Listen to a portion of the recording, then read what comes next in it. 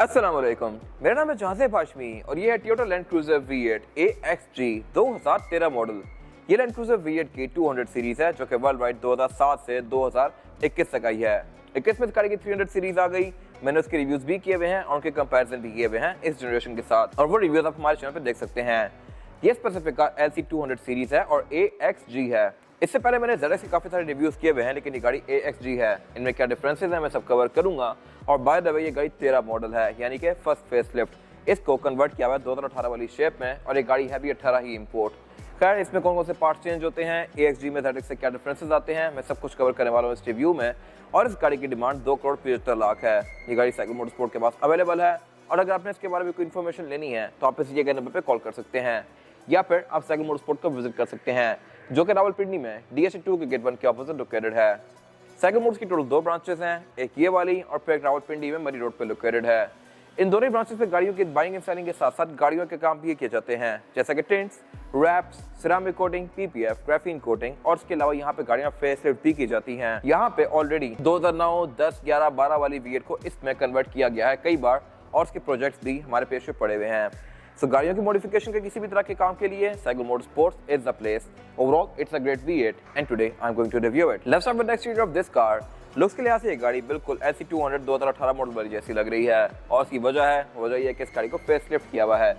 ये facelift conversion आप cycle motorsport से भी करवा सकते हैं। इसमें इस गाड़ी का पूरा ही फ्रंट एंड चेंज होता है, including headlight, bonnet, fender, bumper, body kit, सब कुछ, ग्रिल भी। और ये जो यहाँ पे गाड़ियाँ खड़ी हैं ऑलरेडी 18 मॉडल, 18-19 मॉडल, ये गाड़ी उन जैसी लग रही है। अब डेफिनेटली फिनिशिंग मैटर करती है कि आप कौन से पार्ट्स लगवाते हैं। ये गाड़ी भी अच्छी कन्वर्ट हुई है। खैर, अगर बात की जाए इस गाड़ी के ओवरऑल फ्रंट लुक की, तो ये पूरा ही कन्वर्ट हुआ है। हेडलाइट इस गाड़ी में ये नई वाली V8 वाली लगी हुई है, जिसमें 2 प्रेशर लैंप दिए गए हैं, एक लो के लिए, एक हाई के लिए, और फिर इसमें ये नीचे DRL भी आती है। फिर इसमें फॉग लैंप भी LED में है। और इसके अलावा ओवरऑल अगर साइज की बात की जाए तो ये गाड़ी बहुत ह्यूज है। ये गाड़ी सही प्रॉपर एक फुल साइज SUV है, लेकिन ये क्योंकि AXG है तो इसमें रडार नहीं आता। इसका टोयोटा का एम्ब्लम भी सिंपल सा है। ZX वेरिएंट्स के अंदर ये प्रिंटेड आता है और उनमें रडार के सेंसर्स दिए गए होते हैं। इसके अलावा नीचे इसमें बम्पर पार्किंग सेंसर्स आते हैं, और इसकी हेडलाइट्स भी ऑटोमेटिक फीचर के साथ हैं, यानी कि ये डे और नाइट को सेंस करके ऑटोमेटिकली ऑन या ऑफ होंगी, और इसमें वाइपर भी रेन सेंसिंग दिए हुए हैं। कहने को ये गाड़ी AXG है, ZX नहीं है, बट ZX ना होने की वजह से फ्रंट पे सिर्फ एक ही फीचर मिसिंग है, और वो है रडार का। बाकी इस गाड़ी में सारी चीज़ें दी गई हैं, बॉडी किट्स भी हैं, और इसके अलावा डेफिनेटली क्योंकि इस गाड़ी को फेसलिफ्ट किया हुआ है तो इसके बोनेट में ये 2 हम्प्स भी हैं। प्री फेसलिफ्ट का या इसका जो ओरिजिनल बोनेट आया होगा वो कंपैरेटिवली से काफ़ी सिंपल सा होगा, उसमें ये हम्प्स नहीं आते। इसके अलावा बाकी ये गाड़ी ओवरऑल कंडीशन के लिहाज से साफ सुथरी है। और अगर बात की जाए इस गाड़ी की साइड प्रोफाइल की, तो यहाँ भी कुछ डिफरेंसेस हैं। इस तरह से इसका फेंडर चेंज्ड है। फिर इसके अलावा अगर बात की जाए फीचर्स की, तो फीचर्स के लिहाज से एक गाड़ी ठीक है, कोई बहुत ज़्यादा नहीं आते, लेकिन AXG होते हुए भी ये गाड़ी 360 डिग्री कैमरा सेटअप ऑफर करती है। इसके साइड में रिट्रैक्टेबल है, एडजस्टेबल है, इनमें ऑटो का फीचर भी है, और इसके नीचे कैमरास भी दिए गए हैं जो कि आपको इस गाड़ी का 360 डिग्री व्यू देंगे। फिर नीचे की यहाँ पे पेडल लैंप भी आता है, लेकिन यहाँ पे भी एक फीचर मिसिंग है, और वो है ब्लाइंड स्पॉट मॉनिटर्स का। इसमें ब्लाइंड स्पॉट मॉनिटर नहीं दिया गया, बाकी यहाँ पे सब कुछ आता है जो कि ZX ऑफर करती है। इसके अलावा इसमें एयरप्रेस कंपनी स्टैंडर्ड आए हुए हैं। डोर हैंडल इस गाड़ी के बॉडी कलर में ही है, ZX में ये क्रोम में आते हैं। और अगर बात की जाए इस गाड़ी की एब्सोल्यूट साइड प्रोफाइल की, तो साइज के लिहाज से ये गाड़ी काफी ह्यूज है। कंपटीशन इस गाड़ी का रेंज रोवर वोग बनती है, या फिर कैडिलैक वगैरह बनती है। प्राडो कंपैरेटिवली इससे साथ थोड़ी सी छोटी होती है।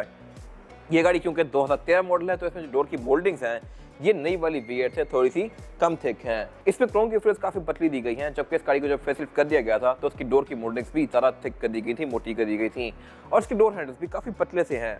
अगेन फेसलिफ्ट के बाद से थोड़े से मोटे हो गए थे। बाकी यहाँ पे क्रोम वगैरह नहीं आता, ये चीज़ ZX ऑफर करती है।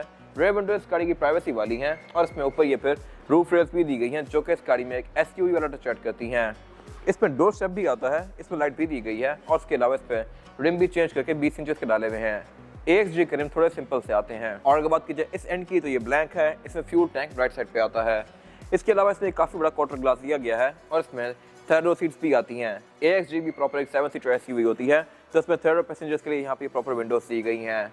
इसके अलावा बॉडी किट्स भी इस गाड़ी में काफ़ी मैसिव आती है जो कि यहाँ तक दी गई हैं, और V8 मड फ्लैपर्स भी ऑफर करती है। और अगर बात की जाए इस गाड़ी के रेयर एंड की, तो ये भी पूरा ही कन्वर्टेड है। इसमें ट्रंक चेंज हुई है। फेसलिफ्ट के बाद आपको ट्रंक चेंज करवानी पड़ती है, क्योंकि प्री फेसलिफ्ट कार के टेलर का डिज़ाइन डिफरेंट होता है। खैर, इसमें ट्रंक और टेलर चेंज हैं, रेयर बम्पर भी चेंज है, ऊपर जो क्रोम की फ्रिल है ये इस एरा की V8 में नहीं आती थी। अगर बात की जाए इसकी टेलर्स की, तो टेलर्स गाड़ी की अलावा LED लैंप्स के साथ हैं, और इसके अलावा इसमें फिर ये क्रोम भी फेसलिफ्ट में टेलर्स के नीचे तक कंटिन्यू कर दिया गया था। तो इसकी लुक अब पहले वाली कार से थोड़ी सी बेहतर आ रही है। हर किसी की अपनी ओपिनियन है, कुछ लोगों को इसका ओरिजिनल लुक ज़्यादा पसंद होता है, कुछ लोगों को ये लुक। आप कौन से वाले हैं कमेंट सेक्शन में मेंशन कीजिएगा। इसके अलावा इसमें जो विंडशील्ड होती है ये पहले वाली ही यूज़ हो जाती है, सिर्फ ट्रंक का फ्रेम चेंज किया जाता है। इसमें टेल गेट पावर नहीं आता, इसको आप हाथ से ओपन करेंगे लाइक दिस।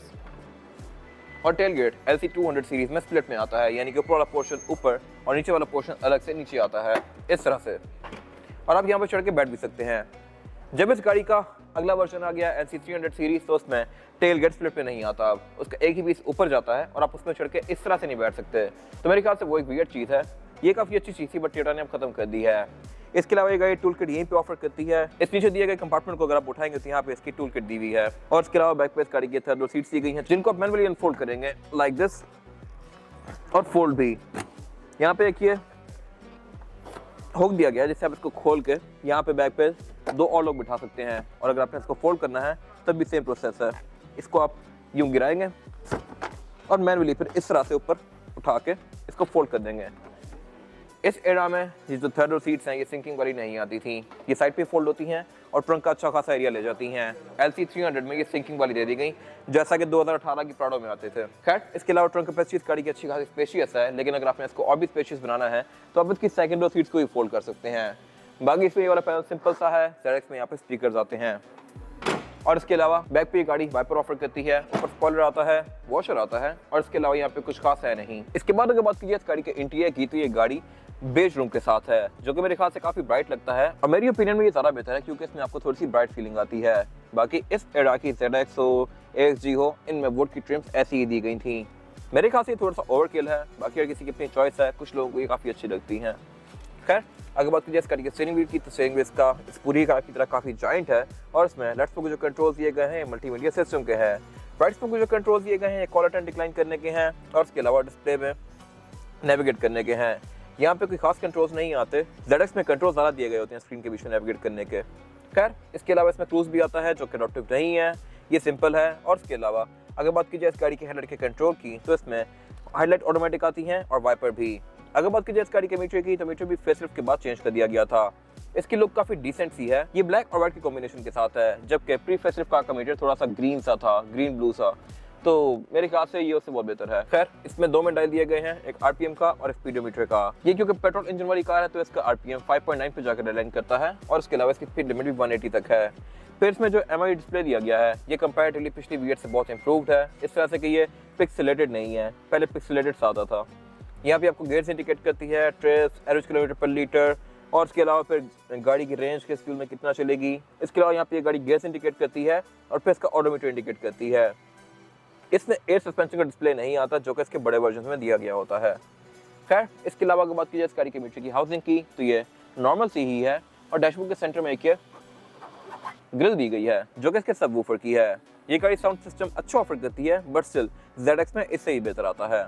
स्पीकर इस गाड़ी में भी काफ़ी सारे दिए गए हैं, 3 डैशबोर्ड में है, 2 पिलर में ट्वीटर्स हैं, फिर 2 स्पीकर अगले डोर्स में हैं, 2 पिछले में हैं और ट्रंक में भी आते हैं, बट स्टिल ZX में छत में भी आते हैं। इसके अलावा अगर बात की जाए वुड की ट्रिम्स की, तो ये काफ़ी ज़्यादा ब्राउन है, अगर थोड़ी सी डार्क होती तो बेहतर थी।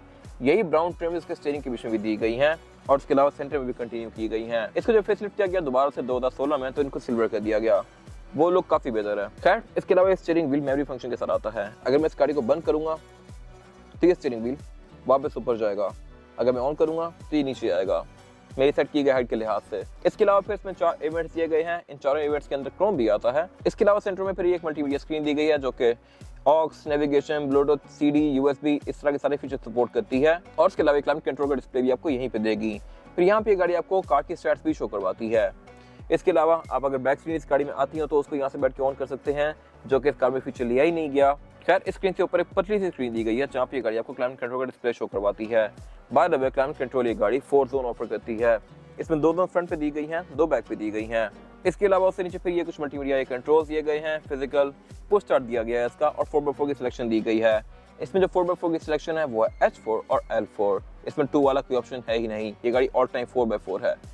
फिर उसके अलावा यहाँ पे कुछ ब्लैंक स्विचेस दिए गए हैं, इसके बड़े वर्जन में यहाँ पे कुछ कंट्रोल्स आते हैं। नीचे यहाँ पे एक एस्ट्रे दी गई है, सिग्नल लाइटर दिया गया है, USB इनपुट दिया गया है और इसके अलावा फिर इससे पीछे इसका गेयर सेलेक्टर वाला एरिया दिया गया है। इसमें जो गेयर्स की सिलेक्शन आती है वो है P, R and D और स्पोर्ट्स में करके आप इस गाड़ी को मैनुअली भी चला सकते हैं लाइक दिस। और अब जैसे इसको ड्राइव में करेंगे या रिवर्स में करेंगे तो ये आपको इस गाड़ी का 360 डिग्री व्यू देगी। ये मेरे ख्याल से एक अच्छी चीज़ है। इसका डिफरेंट व्यूज के बीच में यहाँ से भी नेविगेट कर सकते हैं और यहाँ से भी। इसके अलावा फिर यहाँ पे कुछ और कंट्रोल दिए गए हैं लेफ्ट साइड पे, जो कि इस गाड़ी की हीटेड सीट्स के हैं। इसमें सीट्स हीटेड आती हैं, लेकिन सेकंड फेसलिफ्ट से पहले इसमें सीट्स वेंटिलेटेड आती नहीं थी, तो इसमें सिर्फ एक ही ऑप्शन दिया गया है, हीट वाला। इसमें फ्रंट दोनों सीट्स भी और बैक दोनों भी हीटेड दी गई हैं। और इसके अलावा फिर पीछे एक ब्लैंक एरिया है। ये ब्लैंक एरिया इसके बड़े वर्जन में एयर सस्पेंशन के लिए रिजर्व होता है। यहाँ पे उसके बटन दिए गए होते हैं, जो कि इस गाड़ी में है ही नहीं। उससे पीछे फिर इसका डाउन असिस्ट कंट्रोल दिया गया है और मल्टी ट्रेन सिस्टम दिया गया है। मल्टी ट्रेन सिस्टम या क्रॉल कंट्रोल बेसिकली एक ऐसा सिस्टम है जो कि हर टेरेन के लिहाज से इस गाड़ी की सस्पेंशन को अडॉप्ट करता है। फिर उसके अलावा पीछे ये 2 कप होल्डर्स दिए गए हैं, सेंटर कंसोल दिया गया है जो कि अच्छा खासा स्पेशियस है, लेकिन ये कूल बॉक्स नहीं है। डायरेक्ट में यहाँ पे कूल बॉक्स आता है। इसके अलावा अगर बात की जाए सीट्स की, तो सीट्स इस गाड़ी की अच्छी खासी मैसिव हैं, ये काफी स्पेशियस हैं और लेदर की फिनिश में हैं। फिर ये परफोरेटेड भी हैं, इनमें पंच होल्स दिए गए हैं जिनमें से फेसलिफ्ट के बाद से हवा भी आती है। यही लेदर इसका डोर्स के ऊपर कंटिन्यू किया गया है। डोर इस गाड़ी के काफी मैसिव हैं, डोर हैंडल्स भी इस गाड़ी के काफी सब्सटेंशियल हैं और उसके अलावा इसमें चारों ही विंडोज सिंगल टैप वाली आती हैं, यानी कि मैं चारों ही विंडोज को सिंगल ही टैप से फुली रोल डाउन या रोल अप कर सकता हूँ लाइक दिस। इसमें साइड मिरर भी रिट्रैक्टेबल आते हैं और यहाँ पे कुछ और कंट्रोल्स दिए गए हैं, जैसा कि हीटेड स्टीयरिंग व्हील का। इसमें स्टीयरिंग व्हील हीटेड आता है। अगर मैं इसको ऑन करूंगा तो इसकी स्टीयरिंग की जो ये ग्रिप्स हैं ये गर्म होंगी और मुझे सर्दियों में काफी कोजी सी फील देंगी। फिर इसके अलावा यहाँ पे RSCA का ऑप्शन दिया गया है। RSCA basically roll sensing curtain airbags का ऑप्शन है, जिसको आप ऑन या ऑफ कर सकते हैं। अगर लेट्स सपोज ये गाड़ी उलटती है तो ये गाड़ी खुद ही एयरबैग डिप्लॉय कर देगी, तो आप उसको यहाँ से ऑफ कर सकते हैं। अगर लेट्स सपोज आप डेजर्ट सफारी पे गए हैं तो वहाँ पे गाड़ियाँ उलटती होती हैं, तो उस केस में गाड़ी एयरबैग डिप्लॉय कर देगी, और अगर एयरबैग अपने डिप्लॉय नहीं करवाएं तो आप इनको ऑफ भी कर सकते हैं। खैर इसके अलावा यहाँ पे डिफरेंशियल लॉकिंग कंट्रोल दिए गए हैं, ट्रेक्शन कंट्रोल दिया गया है और इसमें फिर ग्रैब हैंडल्स भी दिए गए हैं। आप एक्सट्रीम ऑफ रोडिंग करते हुए यहाँ पे पकड़ के बैठ सकते हैं प्रॉपर। इसके अलावा वारंटी मिररिंग गाड़ी ड्राइवर और पैसेंजर दोनों के लिए ऑफर करती है विद अ लाइट जो ऑटोमेटिकली ऑन होती है, और इसके अलावा सेंटर में फिर इसका रेयर व्यू मिरर नॉर्मल सा आता है। ZX ये चीज़ ऑटोमेटिक ऑफर करती है। फिर इसके अलावा ऊपर ये ब्लू सा एरिया दिया गया है जो कि सन शेड का काम करता है, और उससे पीछे इसकी कैबिन लाइट्स दी गई हैं जो कि इस एरा की कार में नॉर्मल सी आती हैं। इसके बाद इनको LED कर दिया गया था। फिर इसमें सनरूफ भी आती है जिसको आप यहाँ से ओपन या क्लोज कर सकते हैं, और सेंटर में एक बटन दिया गया है जो कि एराग्लोनस का है। ये बेसिकली एक जापान का इमरजेंसी रिस्पॉन्स सिस्टम है जो कि पाकिस्तान में काम नहीं करता, और इसके अलावा यहाँ पे कुछ खास है नहीं। इसके बाद अगर बात की जाए इस गाड़ी में रेयर पैसेंजर्स के लिए सीटिंग कैपेसिटी की, तो इसमें अगर बात की जाए सबसे पहले एंट्री एग्जिट की, तो ये भी आसान है क्योंकि इसमें यहाँ पे ग्रैब हैंडल दिया गया है। ये चीज़ फॉर्च्यूनर में नहीं आती। आप इसको पकड़ के आराम से इसके अंदर बैठ सकते हैं, और यहाँ पे स्पेस भी काफ़ी स्पेशियस है। मेरे पास यहाँ पे लेग रूम का बिल्कुल भी कोई इशू नहीं है, और हेडरूम का भी। और यहाँ पे 3 लोग तो आसानी से बैठ सकते हैं, लेकिन अगर आप 4 लोग एडजस्ट करना चाहें तो वो भी हो जाएंगे, क्योंकि गाड़ी चौड़ाई में बहुत स्पेशियस है और इसमें फ्लोर बेड भी फ्लैट आता है। तो इसमें सीट्स भी सेंटर से फ्लैट ही हैं, तो यहाँ पे आप 4 लोग भी एडजस्ट कर सकते हैं। खैर इसके अलावा यहाँ पे अमेनिटीज भी अच्छी दी गई हैं रेयर पैसेंजर्स के लिए। इस तरह से कि बैक पे 2 क्लाइमेट कंट्रोल की जोन्स दी गई हैं इंडिविजुअल, इनके टेम्परेचर को आप यहाँ से एडजस्ट कर सकते हैं, और इसके अलावा यहाँ भी प्रॉपर वैसे ही मोड्स दिए गए हैं जैसा कि फ्रंट पे आते हैं। अब हम अपने पाँव पे चाह रहे हैं, सेंटर पे चाह रहे हैं या फेस पे चाह रहे हैं, आप इन सारी जोन्स को डिफाइन कर सकते हैं यूनिवर्सिटी के लिहाज से। और इसके अलावा इसकी रेयर सीट्स हीटेड भी हैं, तो ये मेरे ख्याल से कुछ अच्छी चीज़ें हैं रेयर पैसेंजर्स के लिए। इसके अलावा इसमें रेयर मल्टीमीडिया क्योंकि आता ही नहीं है, तो यहाँ पे कुछ और कंट्रोल्स नहीं दिए गए जो कि ZX में रेयर मल्टीमीडिया के होते हैं। और इसके अलावा इस गाड़ी की सीट्स भी एडजस्टेबल हैं, इनके एंगल को मैं अपनी मर्जी के लिहाज से एडजस्ट कर सकता हूँ। इस तरह से मैं इनको जितना मर्जी पीछे करना चाहूँ कर सकता हूँ, अगर पिछली सीट्स फोल्ड हों तो, और आगे भी कर सकता हूँ। फिर इसके अलावा ये सीट 60-40 के स्प्लिट के साथ हैं, इनको फोल्ड करके मैं ट्रंक कैपेसिटी को खुला बना सकता हूँ, और इसके अलावा ये सीट्स हैं भी परफोरेटेड। फिर इसमें बैक पे 2 हेडरेस्ट दिए गए हैं, ZX में 3 आते हैं, और एयरबैग्स गाड़ी में सेंटर में भी दिए गए हैं, पाँव में भी दिए गए हैं, और यहाँ पे भी दिए गए हैं। बाकी इसके डोर्स के अंदर एस्ट्रेस भी दी गई हैं, डोर्स में स्टिकर्स भी आते हैं, बैक पे एयरबैग्स भी आते हैं, और इसके अलावा यहाँ पे कुछ खास है नहीं। ऑलराइट, अब बात करते हैं इस गाड़ी के एक इंटरेस्टिंग पार्ट की, जहाँ से इस गाड़ी की असल पावर आती है, और वो है इस गाड़ी का इंजन। ये गाड़ी 4.6 लीटर पेट्रोल ऑफर करती है फेसलिफ्ट के बाद से। ये फेसलिफ्ट वाला वर्जन थी 2013, इसको एक बार फेसलिफ्ट किया गया था 2013 में, और उसके बाद इस गाड़ी के इंजन को 4.7 से 4.6 कर दिया गया था।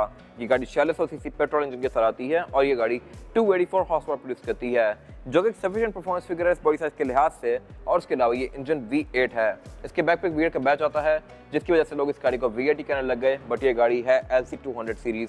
LC300 को अब V6 कर दिया गया है। ये आखिरी V8 इंजन था लैंड क्रूजर के अंदर।